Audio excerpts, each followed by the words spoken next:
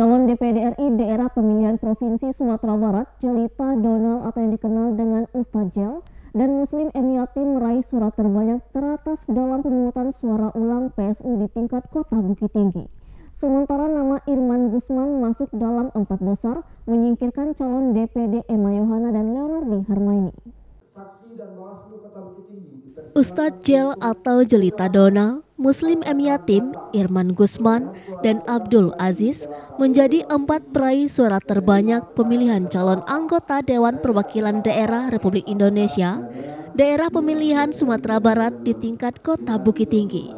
Pemungutan suara pada Sabtu 13 Juli lalu, Ustadz Jel meraih 6.838 suara, menjadi peraih suara tertinggi, disusul calon DPD Muslim Emiyatin dengan 5.105 suara pemilih. Lalu Irman Gusman dengan 3.304 suara, sementara Abdul Aziz memperoleh 2.426 suara. Hal tersebut diperoleh dalam keputusan Komisi Pemilihan Umum Bukit Tinggi dalam rapat pleno terbuka rekapitulasi hasil perhitungan perolehan suara pemungutan suara ulang pemilu anggota DPD RI Dapil Sumbar di tingkat Kota Bukit Tinggi. Ketua KPU Bukit Tinggi Satria Putra mengatakan bahwa suara tersebut diperoleh dari tingkat partisipasi pemilih yang menurun.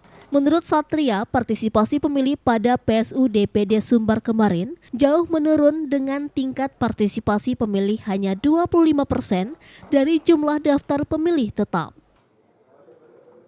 Kemarin kita sudah melaksanakan di tingkat kecamatan.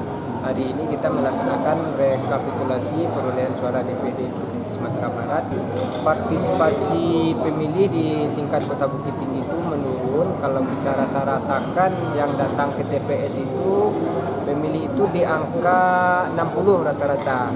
Kalau kita presentasikan itu 25% tingkat partisipasi pemilih untuk PSU DPD Sumatera Barat ini di Kota Bukit Tinggi.